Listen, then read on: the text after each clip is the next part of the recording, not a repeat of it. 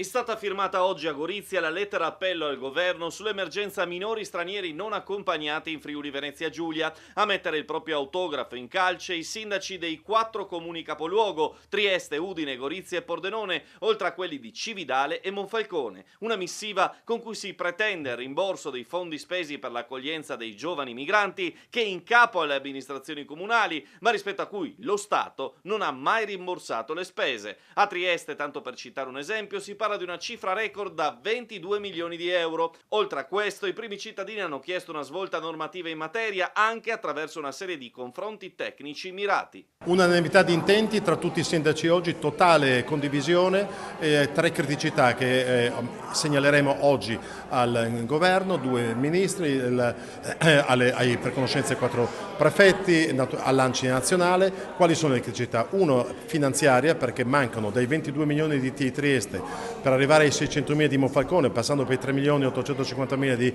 Gorizia, non ci sono stati rimborsati i soldi, soprattutto per servizi legati non già a un interesse del cittadino delle singole città, ma interessi europei. Il problema dei minori stranieri non accompagnati è un problema europeo, in subordine italiano.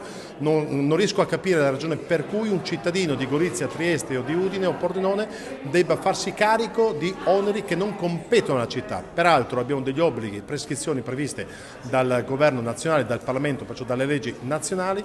Abbiamo chiesto perciò 1 il rimborso, 2 il trasferimento di competenze dai comuni allo Stato, esercitate attraverso le prefetture, come peraltro i maggiorenni e perciò non i minorenni, e l'istituzione di 2 tavoli tecnici, uno in ambito nazionale, ovvio laddove si tratta di modificare una legge dobbiamo avere un tavolo tecnico nazionale, e un tavolo tecnico regionale. Avanzo 22 milioni dello Stato e lo Stato, se non ottempero alla legge, mi fa andare in galera. Questo non mi va bene. Al 23 martedì sono a Roma e voglio assolutamente che mi diano i 22 milioni che avanza il Comune di Trieste.